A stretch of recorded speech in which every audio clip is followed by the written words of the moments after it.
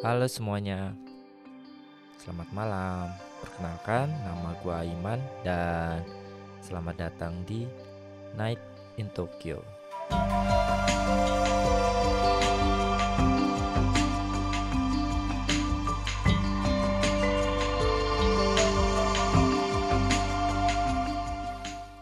Halo teman-teman, kembali lagi dengan gua Aiman di Night in Tokyo.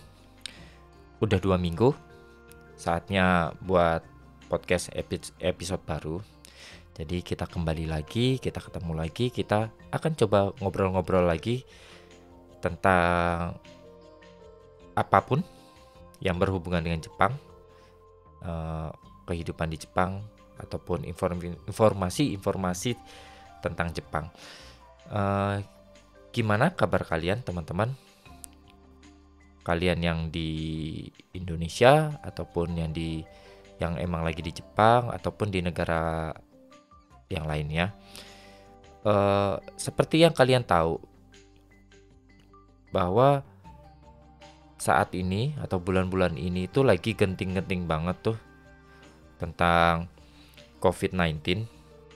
Jadi di mana-mana udah mulai aware, atau bahkan beberapa negara kayak Iran, Italia, dan Korea Selatan sendiri pun udah mengumumkan bahwa dia darurat. Dan seperti yang kita tahu juga di Italia itu pun untuk saat ini udah mulai lockdown kan. Jadi udah di lockdown, udah orang-orang nggak boleh keluar dan segala macam. Terus lihat kayak berita tentang di Indonesia, kayak baru seminggu sejak pertama kali ditemukannya orang yang terinfeksi 2 orang itu, terus kayak dalam seminggu 2 minggu itu cukup naik secara signifikan dan cepat gitu kan. Terakhir yang gue tahu itu, gue lihat di berita ada 69 orang in total. Mungkin rata-rata ada di Jakarta, di Bali juga ada. Terus bahkan ada yang beberapa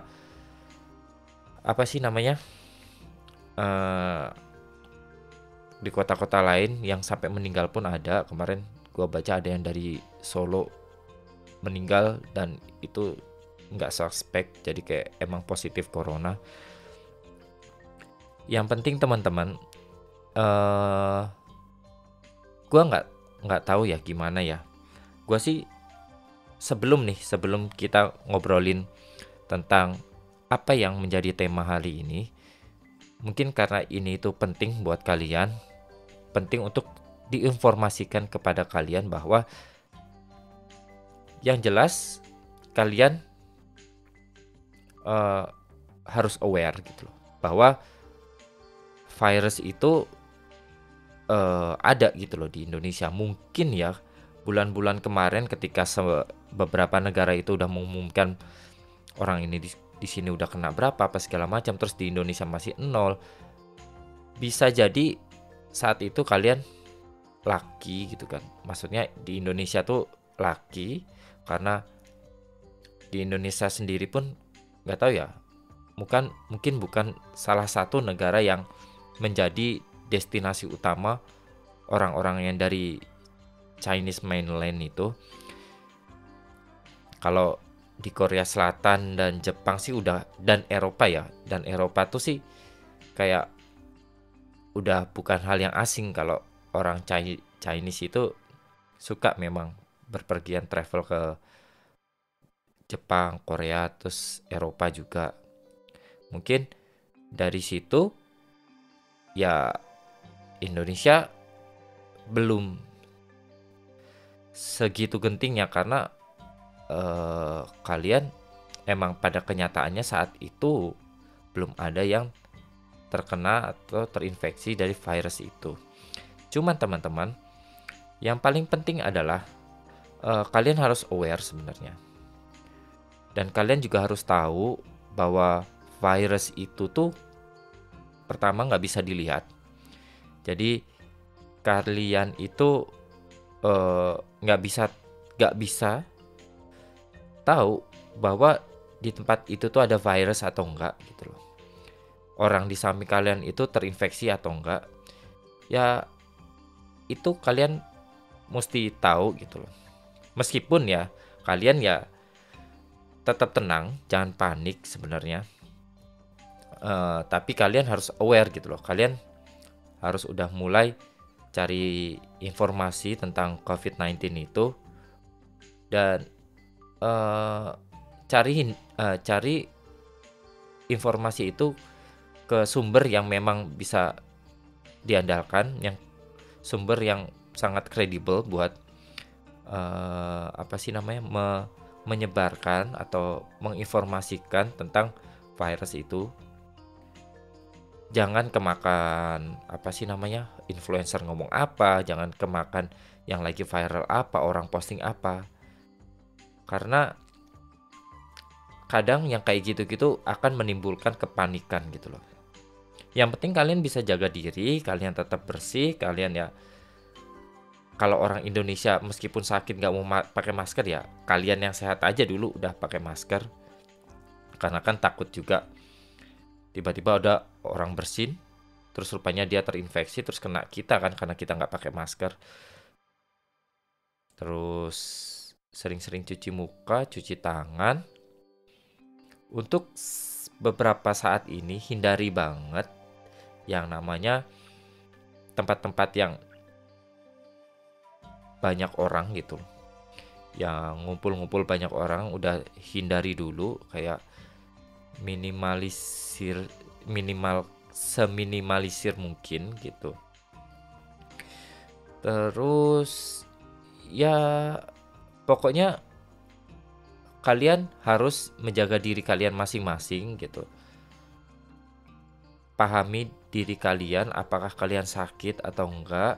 Jadi ya pokoknya kalian juga harus aktif gitu loh untuk mengetahui tentang COVID-19 itu tuh apa sih. Meskipun ya kalau menurut gua sih pemerintah Indonesia, gua nggak tahu sih keadaan di sana gimana, tapi yang gua lihat dari berita di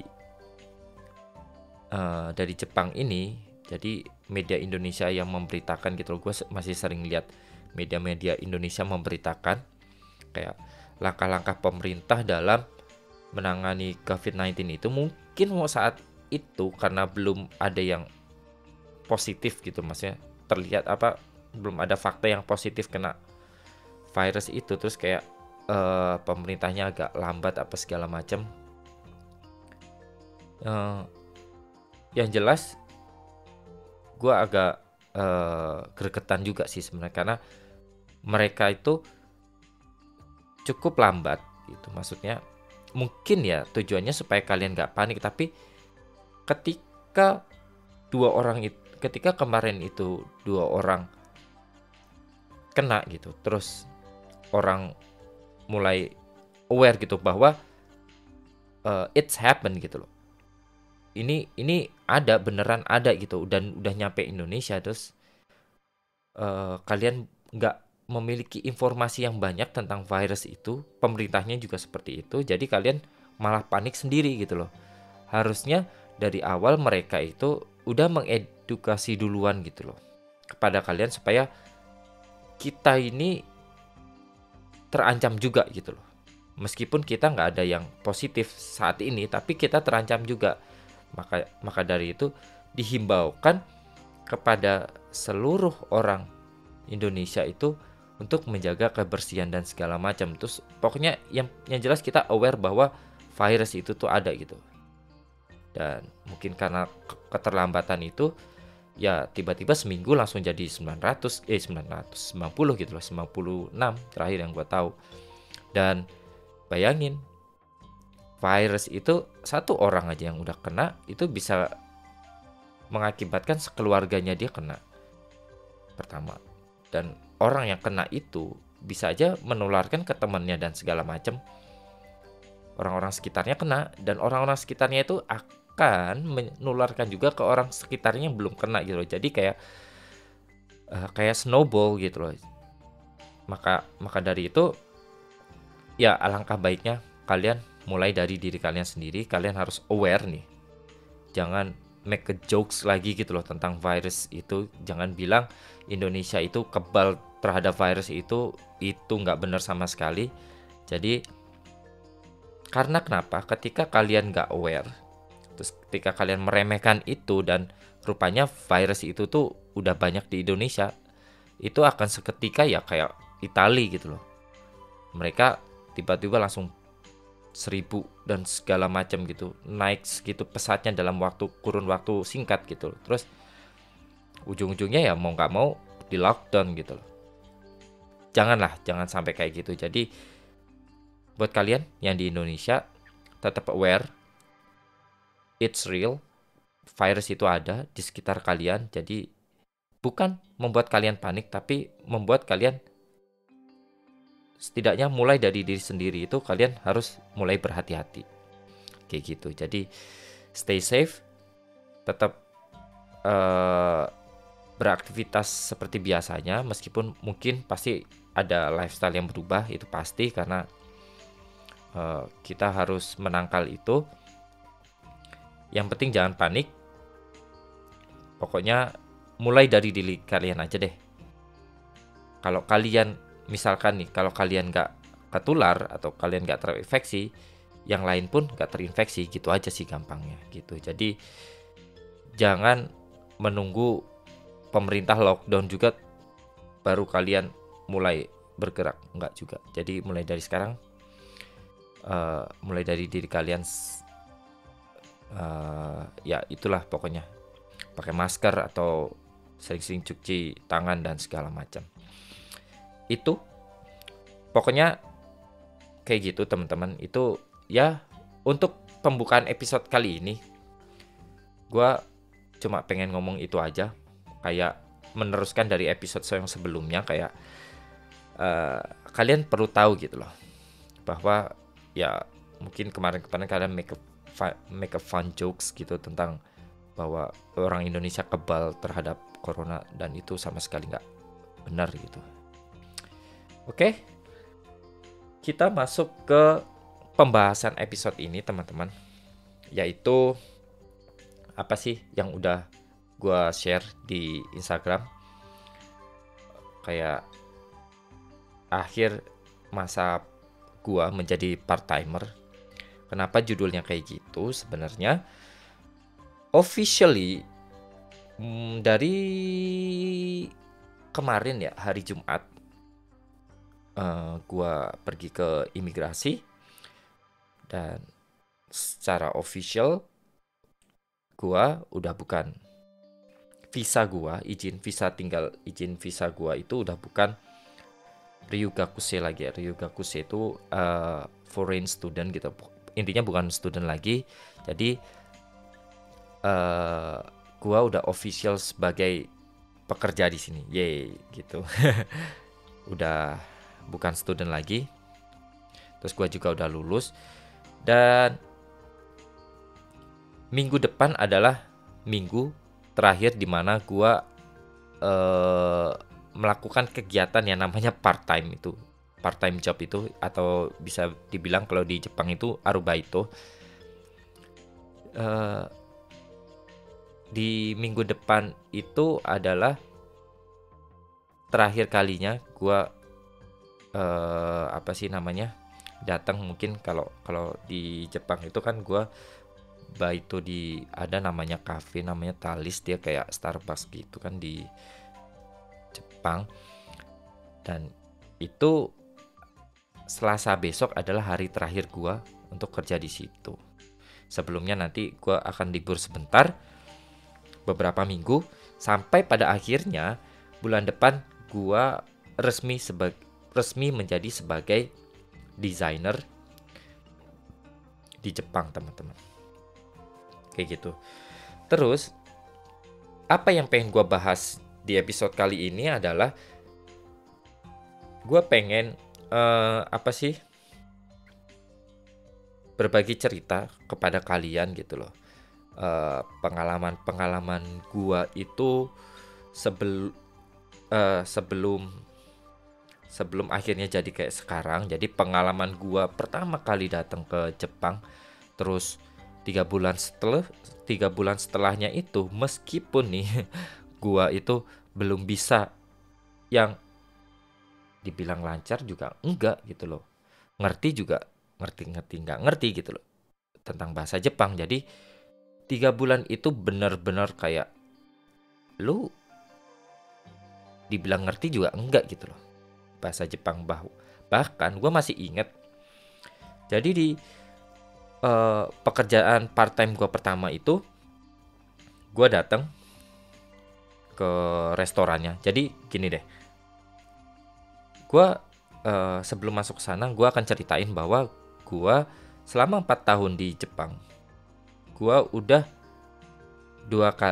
sekali pindah kerjaan tentang kerjaan part time job. Jadi gue 2 kali udah pernah bekerja di Jepang. Jadi pekerjaan pertama gue itu adalah gue bekerja di izakaya. Jadi izakaya itu semacam restoran, cuman yang biasanya izakaya itu malamnya itu restoran yang jadi tempat minum orang Jepang gitu loh. Jadi budaya orang Jepang tentang minum alkohol dan segala macam tuh sangat erat banget gitu loh di sini. Dan biasanya kalau orang Jepang itu perginya ke izakaya itu gitu loh. Kalau kalau orang barat misalkan perginya ke bar atau tempat minumnya kan bar gitu. Kalau orang Jepang itu lebih ke izakaya sih. Jadi di situ adalah pertama kali gua memulai part time job ataupun baito di Jepang. Jadi dari mana kenalnya?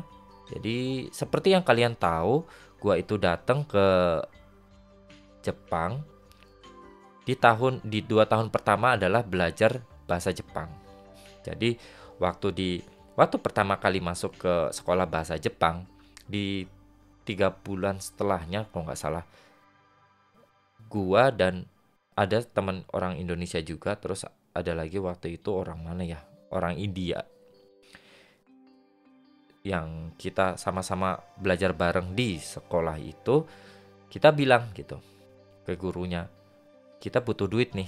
Ya gue yakin semua orang pasti, semua foreigner gitu loh di Jepang itu butuh duit gitu loh, karena lifestyle, atau bukan lifestyle sih, biaya hidup di Jepang itu nggak main-main teman-teman.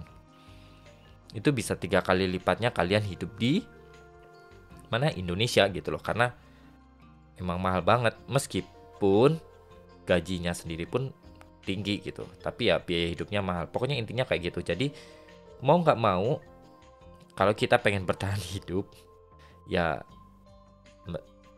kecuali ya anak beasiswa ya, kalau kita pengen bertahan hidup ya kita harus part time job sih, mau nggak mau gitu loh. Jadi waktu itu kita bertiga datang ke kayak support center di sekolah kita gitu. Jadi ada satu bagian yang isinya guru-guru yang memang kerjaannya mensupport kita gitu loh. Kalau kita ada masalah ataupun kita butuh ini atau itu, atau kita nggak ngerti ini itu gitu tuh, bisa konsultasi ke sana. Jadi waktu itu kita bertiga datengin ke salah satu guru di sana. Kita bilang gitu loh, kita butuh duit dan kita butuh part time job gitu loh, ataupun baito namanya gitu. Oh oke gitu. Jadi sama dia, sebenarnya tiap sekolah itu punya koneksi gitu loh teman-teman, ke beberapa tempat yang memang mengadakan. Jadi kayak ada satu restoran gitu, mereka butuh banget anak part time job gitu. Terus ya dia kayak kerjasama sama beberapa sekolah. Kalau gue butuh nih, kalaupun ada murid lu yang pengen daftar nih, silahkan lah segala kayak gitulah. Meskipun ketika kalian pertama kali datang ke Jepang dan kalian ngisi ada satu form itu yang kayak form yang isinya lu meminta izin supaya bisa part time job di Jepang. Jadi waktu pertama kali kalian masuk ke Jepang sebagai as student gitu loh, sebagai student itu lu mesti ngisi form itu buat izin part time job di Jepang. Ketika kalian udah dapet izin di saat kalian masuk di Jepang itu, sebenarnya itu kalian udah bisa part time gitu loh. Jadi kalian udah secara legal bisa kerja part time di Jepang. Cuman kenapa gua dateng nggak langsung part time job, karena pertama gua nggak pede juga sih sebenarnya. Terus ketika lu nggak bisa ngomong apa-apa tentang bahasa Indonesia, lu mau ngapain juga gitu loh. Jadi saat itu at least karena gua nggak ngerti banget juga, belum tahu sama sekali tentang bahasa Jepang. Jadi waktu itu di 3 bulan pertama gue akan memfokuskan diri gue untuk belajar sebisa mungkin bahasa Jepang, supaya nanti ketika apa sih namanya, ya ketika baito atau part time jobnya itu nggak keteteran banget gitu loh. Ya at least gue punya basic bahasa Jepang yang lumayan gitu loh. Nah, meskipun sebenarnya setelah 3 bulan itu sendiri dibilang bisa juga enggak, meskipun ya dibilang nggak bisa juga nggak juga sih sebenarnya, kayak kita ngerti dikit-dikit gitu loh. Ya cuman gitu, karena waktu itu kita minta cariin terus dapat kan, dikasih informasinya mau nggak di restoran ini tuh. Pokoknya sebenarnya izagaya itu loh, tempat minum itu, kerja di situ karena dia butuh banget orang yang waitersnya gitu, jadi orang yang nganterin makanan dan segala macam, dan dia kurang orang apalah pokoknya itu, makanya berinisiatif gimana kalau kita nyari foreign student gitu loh, meskipun nggak terlalu bisa bahasa Jepang. Jadi sejauh mana bahasa Jepang yang kita miliki teman-teman, yang jelas ketika kita datang buat interview sendiri, kita nggak ngerti tuh harus ngisi apa di form pendaftarannya itu, karena semuanya kanji dan baru 3 bulan belajar di Jepang, mana ngerti ngisi kanji begituan gitu loh, baca boro-boro tahu artinya gitu, baca aja nggak bisa juga gitu loh. Selevel itulah, serendah itulah pengetahuan kita tentang bahasa Jepang saat pertama kali gua itu mulai part time job teman-teman. Jadi ya waktu itu ya manajer store-nya itu, manajer restorannya itu sendiri pun ya udah mau gimana lagi, karena dia menerima resiko itu, dia cuma geleng-geleng, dia yang ngisiin teman-teman sebenarnya. Dia yang ngisiin formnya pas segala macam. Pokoknya waktu itu karena kita masih training, jadi waktu itu masih training, gaji kita itu masih 950 yen per jam, yang which is kira-kira 100 ribu, 100 ribuan, 100 ribuan kalau dirupiahin. Terus ya yang dia bilang katanya nanti kemungkinan kalau memang udah lama atau udah setahun itu bisa naik gitu loh. Ya diukur jadi kemampuan bahasa Jepang kita juga gitu loh. Saat itu tuh gitu. Dan kita mulai kerjanya pun itu seminggu setelahnya gitu loh teman-teman. Jadi seminggu setelahnya kita datang gitu. Itu rasanya teman-teman, bayangin lu aja nggak ngerti tentang bahasa Jepang, dan lu berani-beraninya gitu loh mencoba belajar, mencoba kerja di Jepang gitu loh. Ya tapi sih mau nggak mau, karena kita kalau nggak kalau kita nggak mulai baito sih ataupun part time ya kita nggak punya duit. Terus gimana kita bisa hidup gitu loh. Pokoknya kayak gitu. Itu rasanya deg-degan banget. Pertama kali datang ke sana terus kayak nggak bisa nggak boleh telat lah ya. Telat sih kayak memang nggak etis juga kan. Apalagi Jepang orang yang anti banget sama telat gitu. Jadi gue datang ke sana deg-degan. Waktu itu emang bukan di hari dimana orang banyak yang datang gitu loh. Nggak kayak misalkan hari Jumat gitu. Jumat malam itu izakaya atau tempat minum orang Jepang itu Jumat malam itu udah pasti crowd, udah pasti rame banget. Jadi waktu itu tuh gue nggak ngerti tuh hari apa, pokoknya nggak rame. Terus gue dateng, waktu itu manajernya nggak ada, adanya vice manajernya. Dan gue itu di train sama ada orang Chinese ya pokoknya. Waktu itu orang Chinese yang dia bilang bisa sedikit bahasa Inggris meskipun ya dibandingin orang Indonesia SMA pun mungkin bahasa Inggrisnya masih mendingan orang SMA itu sendiri sih. Pokoknya ya intinya waktu itu gue nggak ngerti apa-apa. Apa yang dia bilang, oh oke.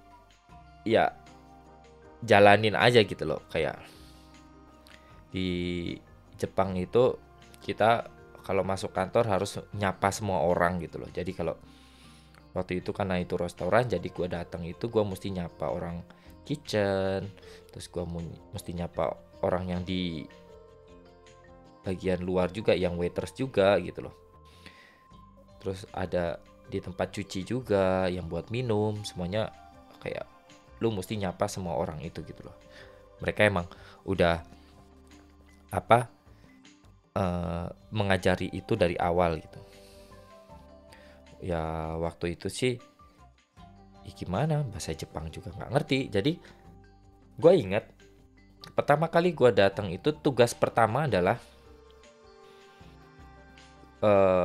gue nggak boleh ngambil order karena gue nggak ngerti, dan gue juga bukan orang Jepang dan ngerti Jepang.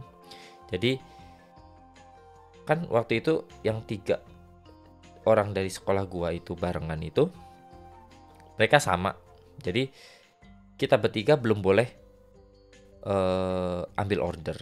Jadi cuma misalkan ada makanan udah jadi gitu kan, ya kita bawa makanan itu ke tablenya gitu loh. Jadi dengan sampai table ngasih makanannya dengan nyebut, jadi harus kita sebut tuh kan, misalkan ini apa-apa des gitu loh, gitu loh lah, atau degozaimasu gitu loh, kalau bahasa honorificnya. Jadi kalau bahasa sopan, bukan sopan sih, lebih sopannya lagi degozaimasu gitu kan. Udah jadi kayak gitu. Jadi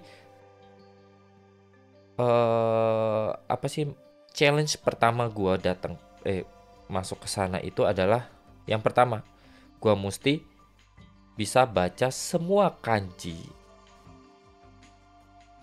menu makanan mereka, teman-teman. Karena mungkin samalah kayak restoran pada umumnya gitu. Kalau ada makanan keluar ya, atau ada orderan keluar, akan keluar tiketnya gitu loh, tiket makanan itu. Terus tapi tiket yang keluar kan pasti dengan bahasa Jepang gitu, dengan bahasa Jepang yang which is pakai kanji gitu loh. Kalau kita nggak bisa bayangin kan, kita mesti ngomong nih bahwa orderannya ini, terus tapi kita nggak bisa bacanya kan, sama aja bohong gitu loh. Jadi ya mau nggak mau ya dari situlah sebenarnya belajar kanji, yang dimana kalau di sekolah ya belajar formal doang, kadang-kadang lupa gitu loh. Tapi kalau di situ kan karena kita harus survive gitu kan, mau nggak mau akhirnya ya ada beberapa kanji yang makanan itu tuh akhirnya ngerti dan bisa apa sih, bisa bacanya gitu loh, ngerti dan bisa bacanya. Terus dari situ itu pun kita belum boleh bawa minuman. Jadi kita kayak ada sebulanan kita tuh belum boleh nganter minuman. Jadi cuma sekedar makanan kita antar tanpa kita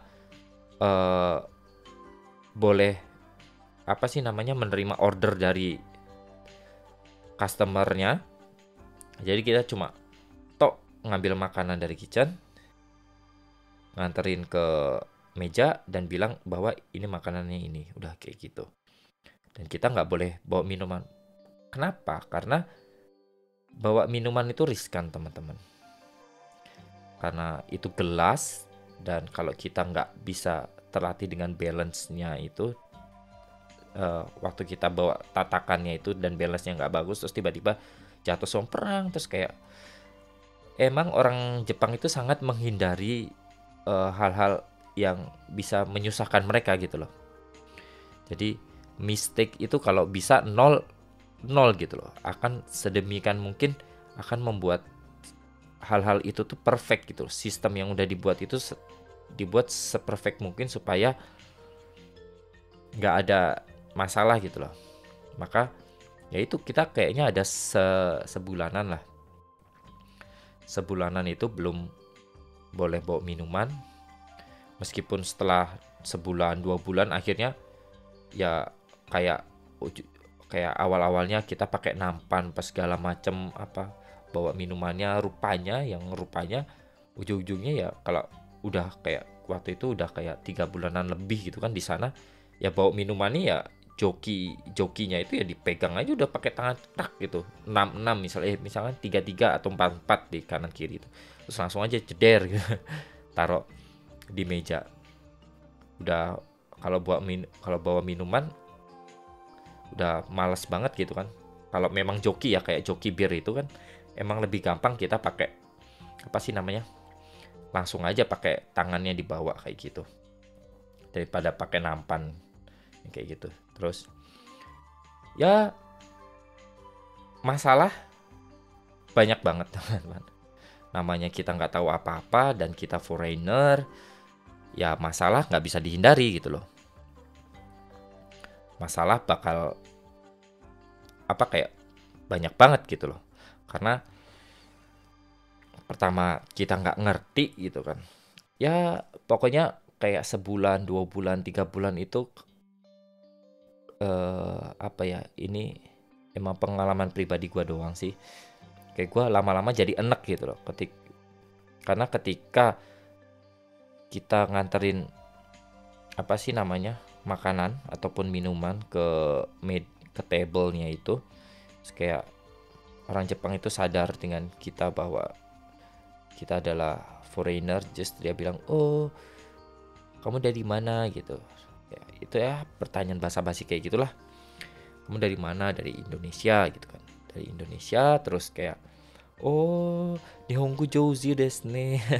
Itu kayak what gitu loh, kayak awal-awalnya itu kayak, "Oh, makasih udah dibilangin kayak bahasa Jepangnya bagus," gitu. Padahal sebenarnya itu tuh bukan semata-mata dia mau komplimen atau memuji kamu. Itu tuh ya sebenarnya kayak dia itu mengapresiasi effort kalian untuk belajar bahasa mereka gitu. Bukan berarti ketika dia bilang bahasa Jepangnya bagus itu bahasa Jepang lu bagus. Enggak, enggak. Dan apa sih ya, culture kayak gitu tuh kayak semua foreigner di Jepang itu udah tahu tentang hal kayak gitu. Kecuali orang-orang yang baru datang ya. Tapi yang orang-orang yang udah tinggal lama di Jepang udah tahu banget sih itu. Kayak ketika jadi bagi kita pun jadi tolak ukur gitu loh. Seberapa bagus bahasa Jepang kita itu ketika orang Jepang masih bilang, "Oh, Nihongo jouzu desu ne," gitu, ataupun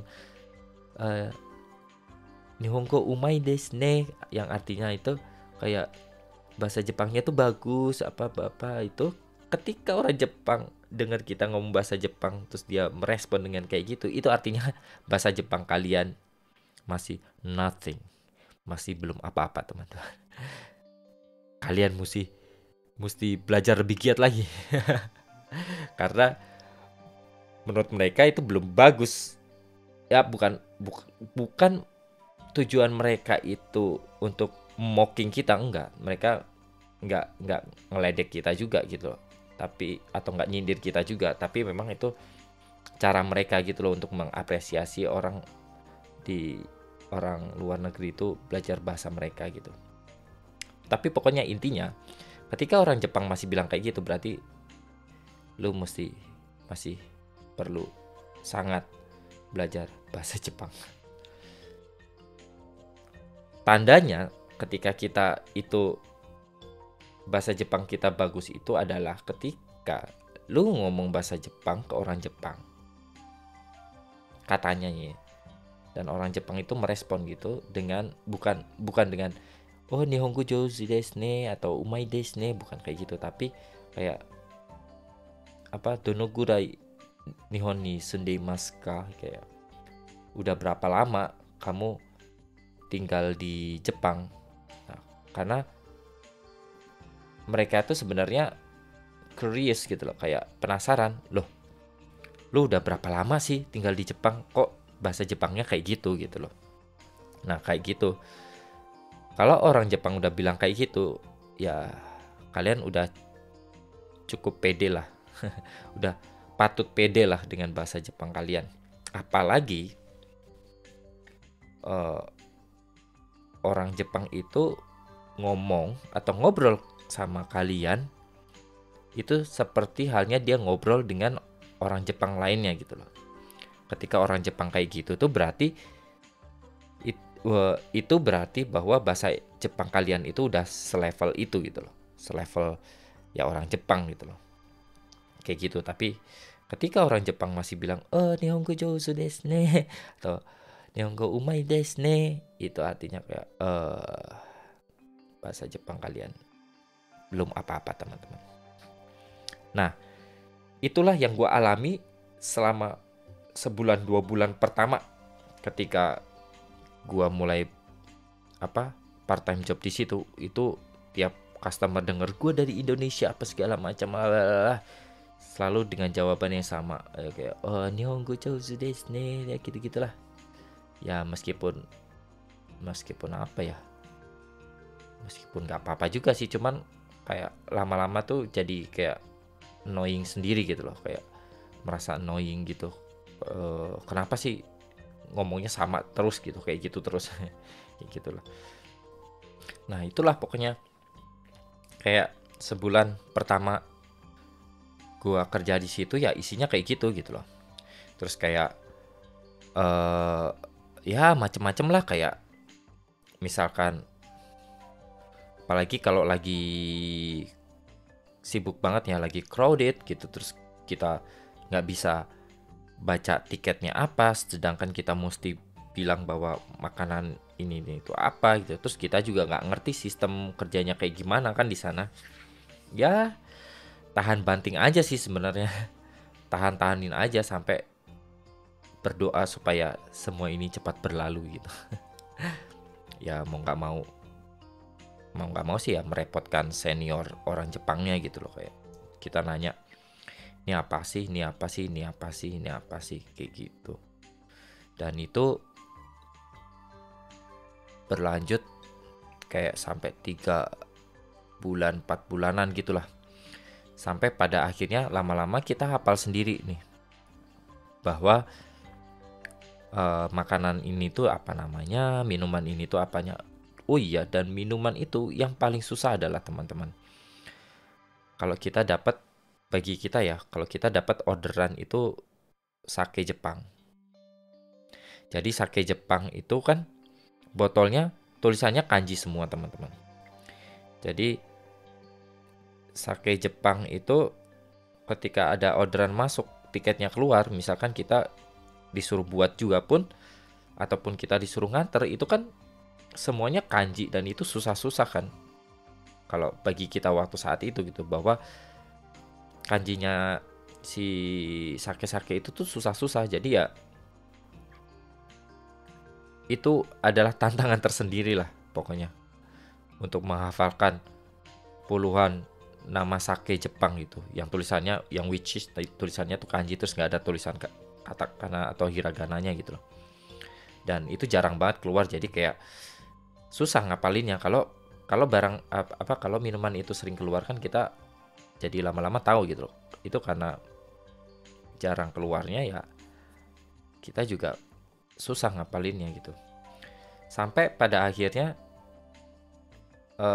mungkin di bulan ketiga atau di bulan keempat gitu, atau bulan ke-6 pokoknya gua bekerja di situ tuh hampir setahun lebih teman-teman. Mulai dari nggak bisa ngobrol, nggak bisa ngomong apa-apa, bila cuma bisanya apa-apa des atau apa-apa de gozaimasu gitu-gitu deh. Sampai terakhir gua kerja di sana itu gua pada posisi udah bisa ngambil order.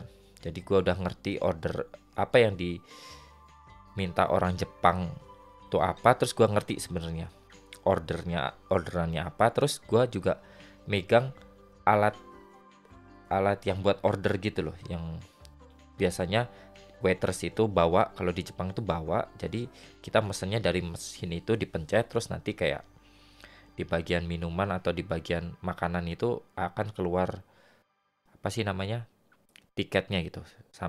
Sampai nanti dia apa buat makanan atau minumannya terus kita anterin gitu loh. Nah, sampai pada tahap itu, dan yang perlu kalian tahu, mesin itu pun tulisannya kanji, teman-teman. Jadi ya kayak mungkin ya karena udah lama kerja di sana terus lama-lama hafal kan, perubahan menunya pun juga itu-itu aja. Jadi menunya juga ujungnya itu-itu aja. Jadi ngerti sendiri gitu loh. Terus ketika megang alat itu, meskipun kita kadang nggak bisa baca gitu, tapi kita tahu gitu loh. Karena sebenarnya mesin itu pun apa, mungkin ini bagusnya orang Jepang ya sebenarnya. Jadi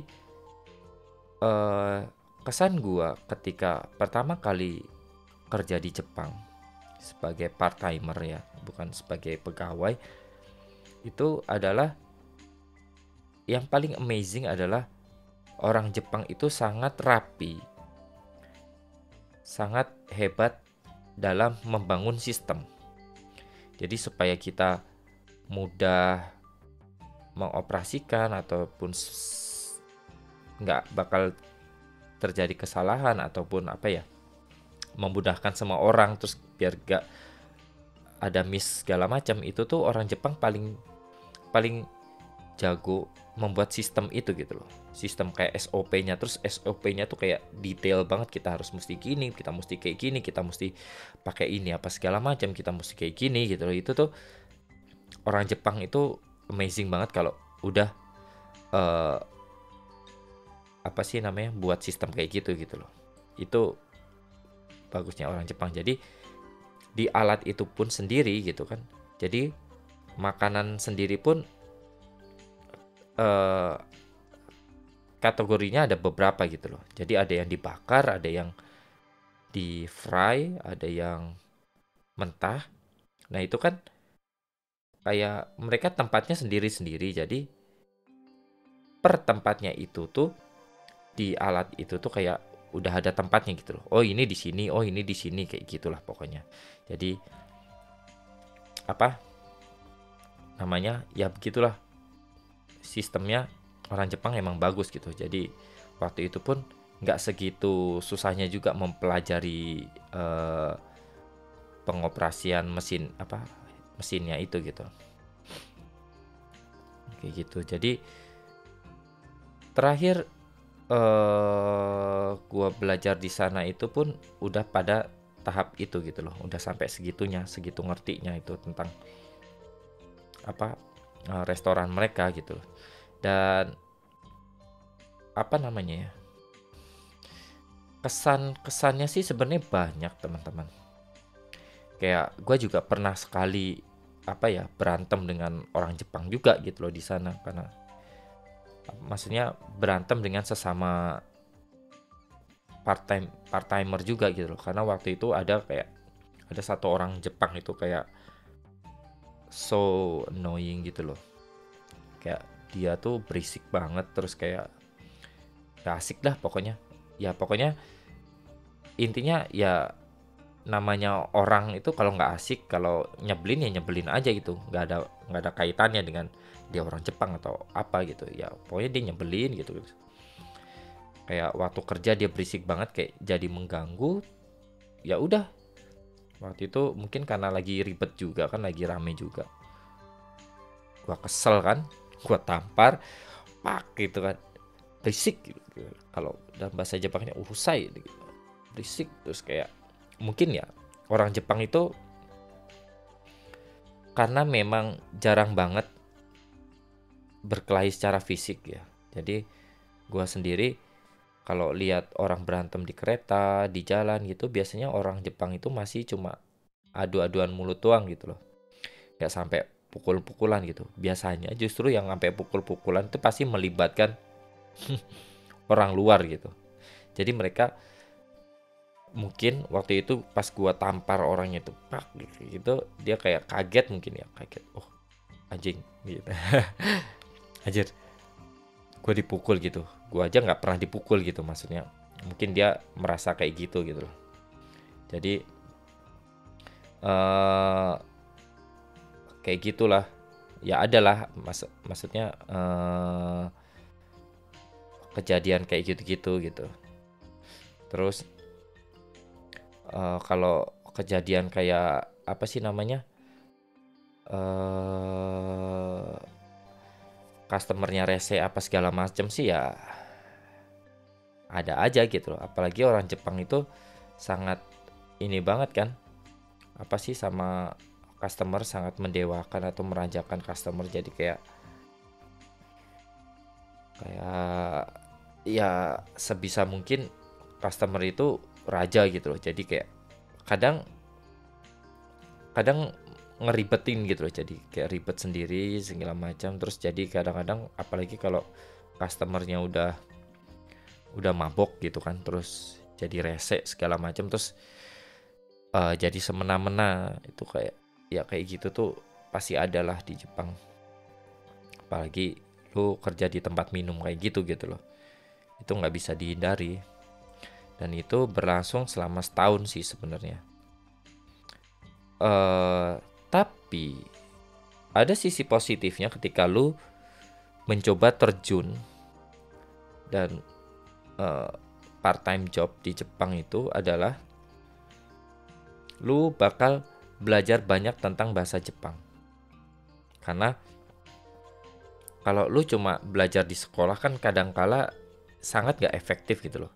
Tergantung sekolahnya juga sih. Soalnya sekolah gue itu kayak cuma setengah hari, terus kita nggak punya chance untuk ngobrol dengan orang Jepang. Nah, tapi ketika lu part time job itu, emang di awal itu kayak kurusi gitu. Kurusi itu apa ya?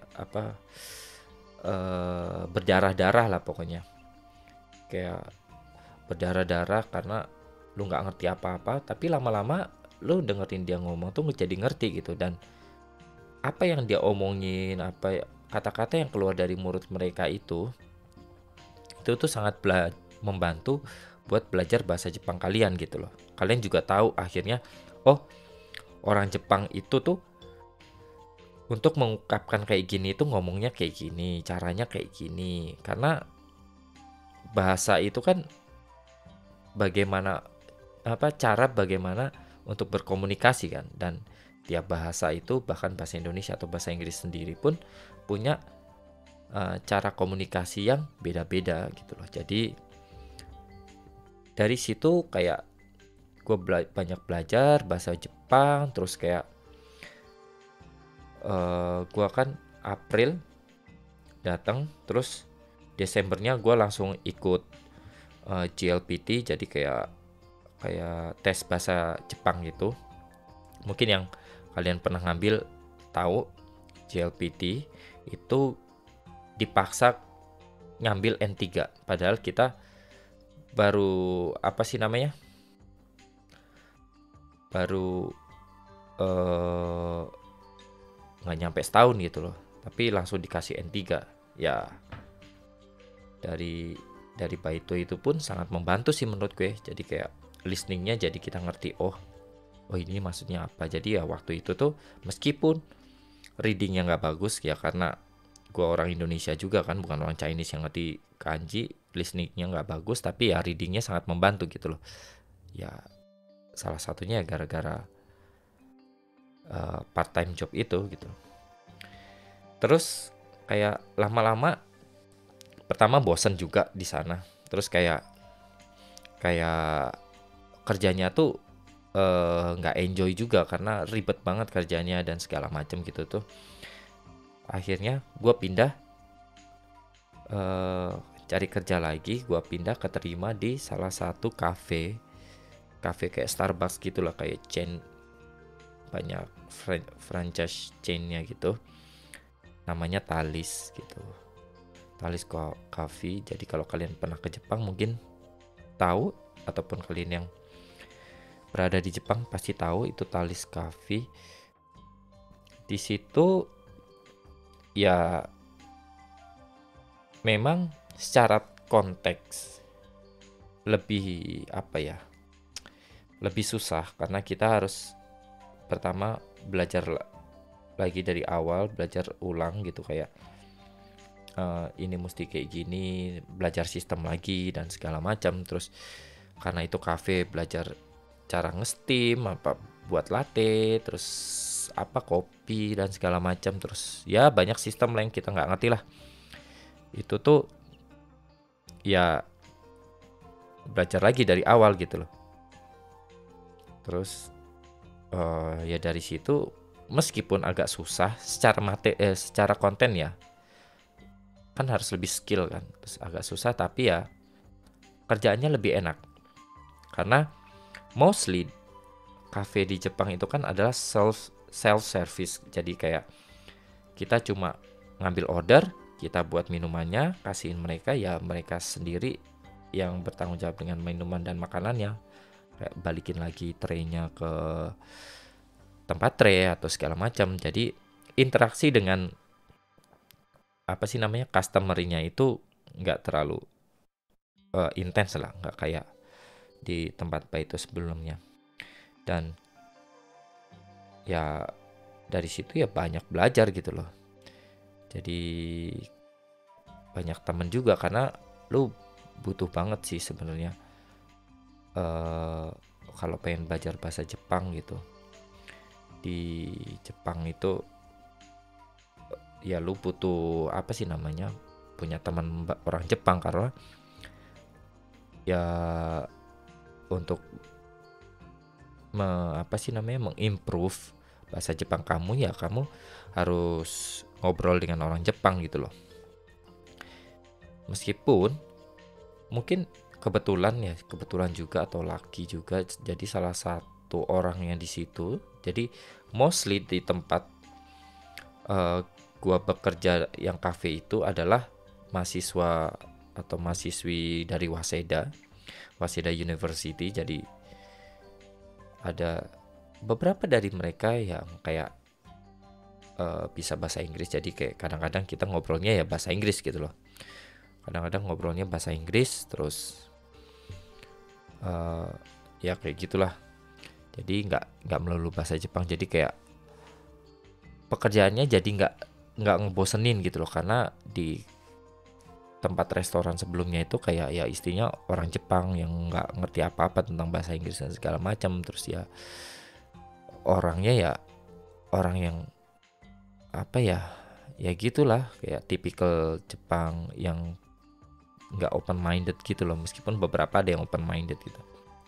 Jadi ya di cafe itu ya lebih relax, lebih enjoy, terus ya pekerjaannya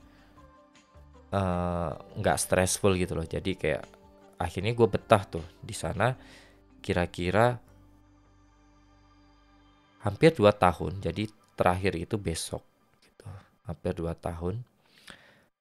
eh gua di sana jadi banyak temen segala macam, jadi ngerti tentang kopi dikit meskipun gua bukan penggemar kopi juga, tapi ya ngerti tentang kopi dikit. Terus eh lucunya adalah kafe tempat gua bekerja itu sebenarnya lokasinya itu di dalam rumah sakit, teman-teman. Jadi ada suatu ketika pertama kali gua datang ke, atau pertama kali gua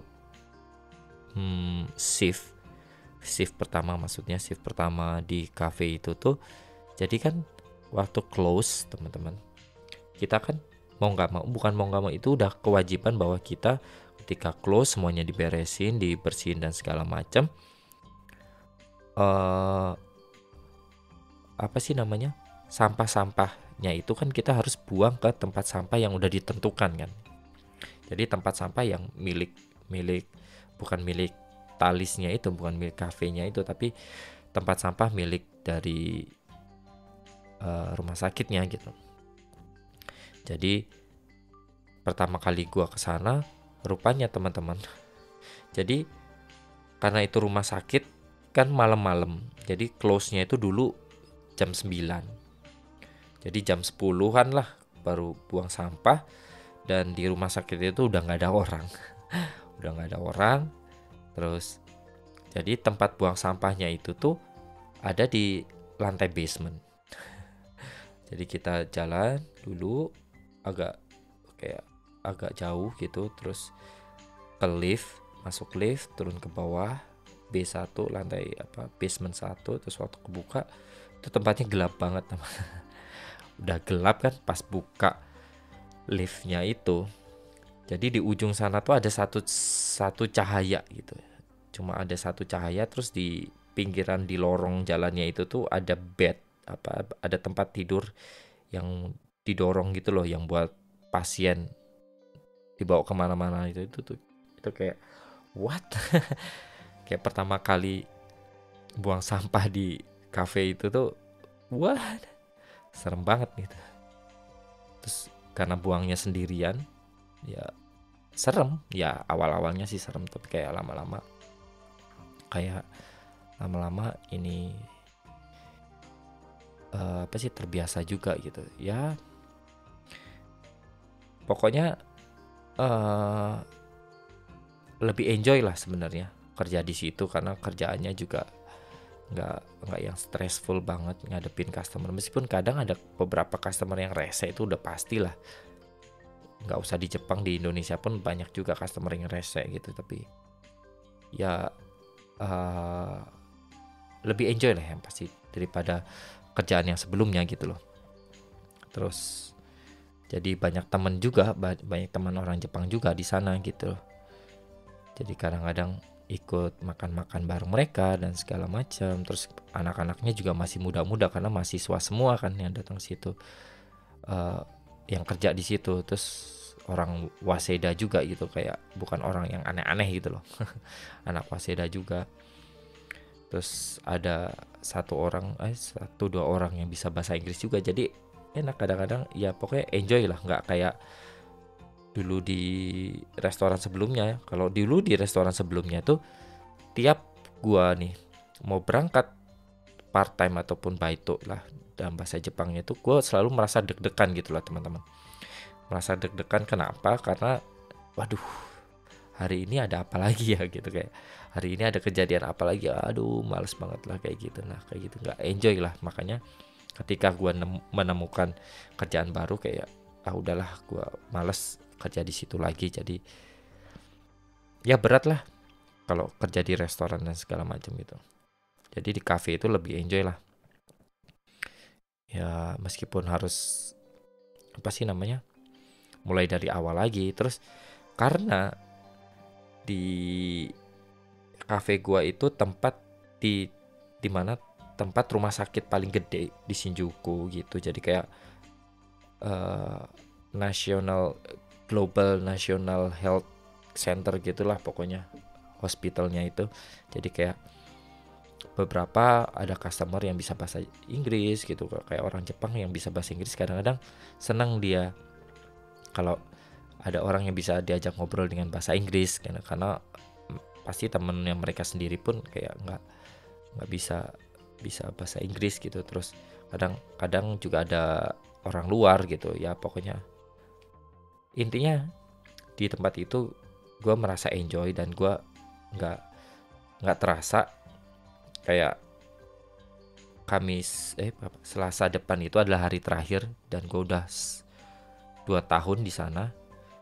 Pas sebelum gue lulus sekolah bahasa, terus gue masuk ke Semongkako, kayak sekolah profesional gitu. Terus 2 tahun gue lulus, ya gue masih bertahan di tempat itu karena ya enjoy juga, dan gue belajar banyak deh dari mereka, dari orang-orang Jepang itu, terutama ya tentang kedisiplinan, tentang pokoknya orang Jepang itu paling bagus menciptakan sebuah sistem rutinitas. Ya meskipun kadang kalau terlalu berlebihan itu jadi kayak robot kan kita, tapi sistem itu tuh kayak sangat membuat pekerjaan itu jadi rapi gitu loh. Jadi karena segala sesuatunya tuh udah ada aturannya gitu loh. Jadi ya di awal memang kayak lebay banget sih atau ribet banget, tapi ya itu ada alasannya gitu loh. Jadi orang Jepang itu memang hebat dalam membuat sistem sih menurut gua. Jadi mungkin bagi mereka biasa, tapi kalau bagi kita kayak orang Indonesia yang YOLO kayak gini kan, wah itu udah sangat amazing banget kan orang Jepang tuh kayak gitu. Ya itulah pokoknya.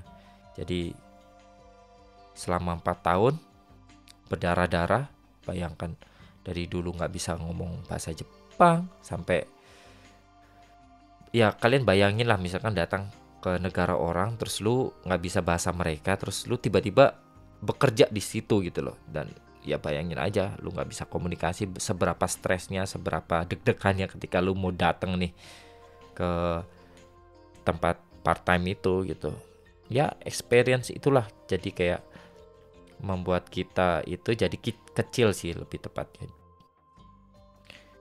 karena kita merasa jadi lebih kecil. Jadi kayak sometimes ada goodnya juga gitu loh, kayak kita jadi lebih open minded gitu, jadi lebih rupanya ada orang yang kayak gitu loh, ada orang kayak gitu, rupanya orang Jepang tuh kayak gitu.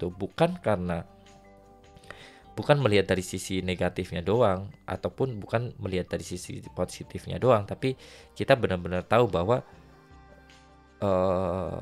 dunia ini luas gitu loh. Lu nggak tinggal di Indonesia doang gitu, ataupun lu ada dunia yang lu nggak tahu gitu loh. Dan itu di situ kayak pengalaman yang menarik gitu loh. Mungkin orang-orang yang sekolah di luar negeri juga atau merantau di luar negeri juga, nggak cuma di Jepang, mungkin pengalamannya akan sama gitu loh. Rasa itu tuh pasti ada gitu loh, karena lu akan lebih nggak selfish gitu loh. Terus lu akan lebih menerima orang gitu loh, dengan dari berbagai backgroundnya dia apa gitu lah kayak gitu. Karena ketika lu bertemu dengan orang lain yang besar di negara yang kita nggak pernah tahu, terus ya itu pasti mereka memiliki budaya atau jalan pikir yang berbeda juga gitu loh dengan kita. Yang jelas ya orang Jepang jalan pikirnya juga beda dengan kita, bukan karena mereka ribet atau mereka salah, tapi ya itulah cara hidup mereka gitu. Dan dari situ ya kalian mungkin ada beberapa yang bisa diambil gitu loh, positifnya gimana.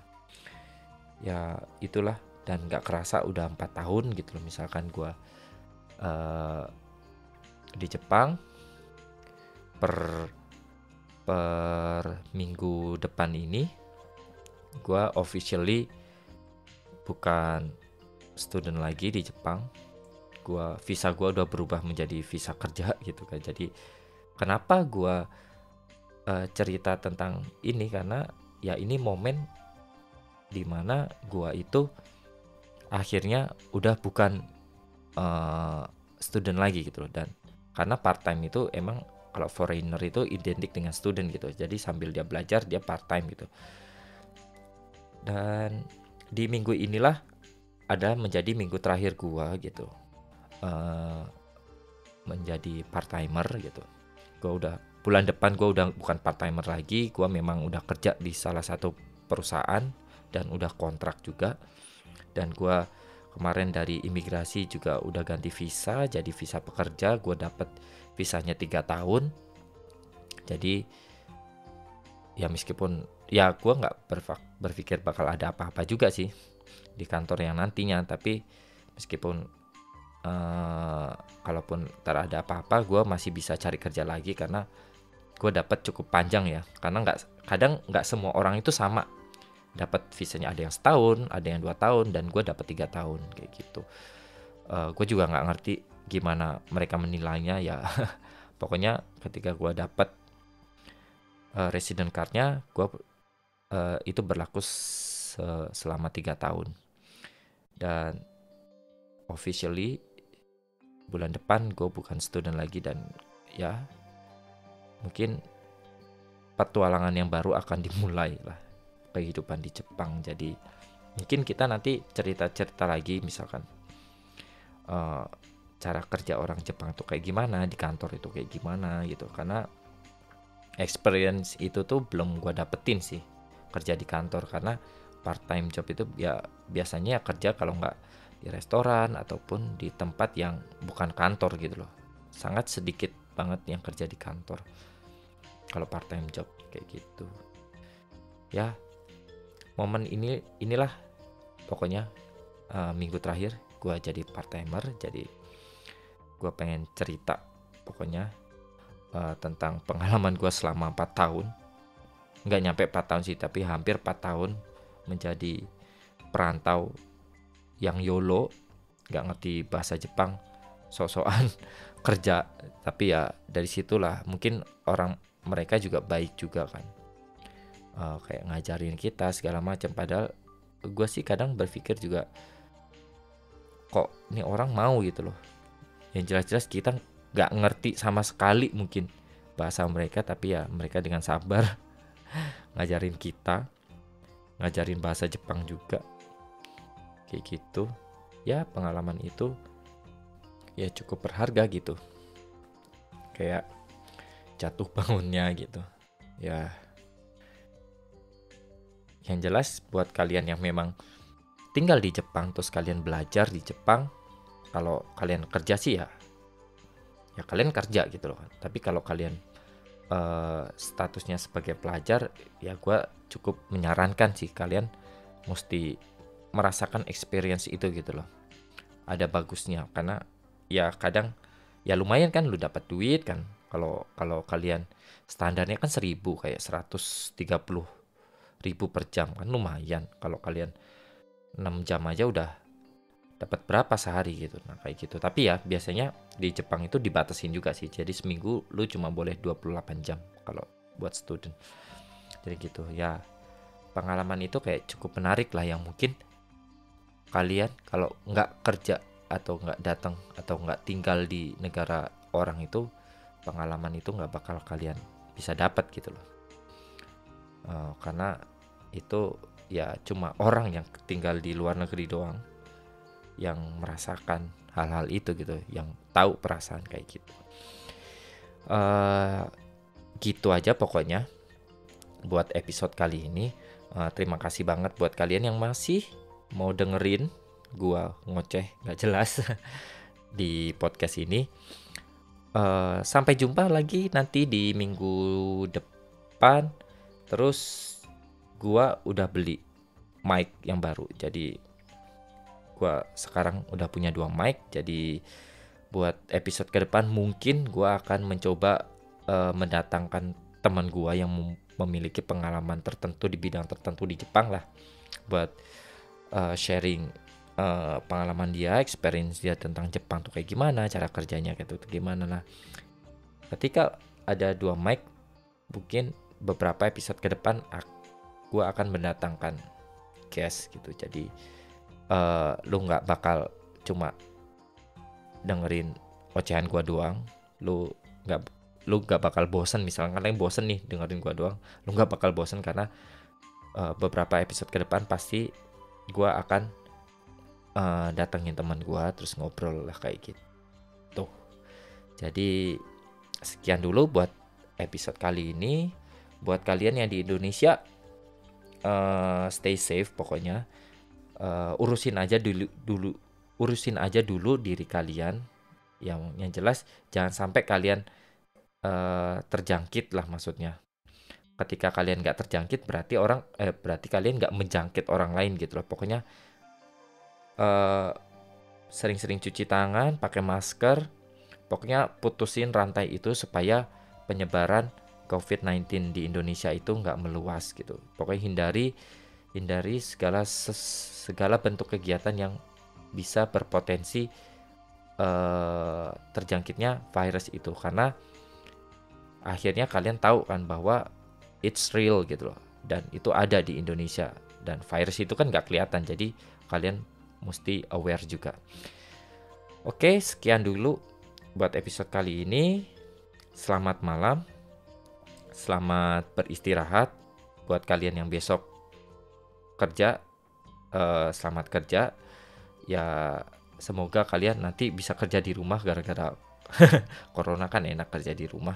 Jadi buat besok selamat menjalani aktivitas kalian kembali. Mungkin yang sekolah pada libur kan gara-gara corona.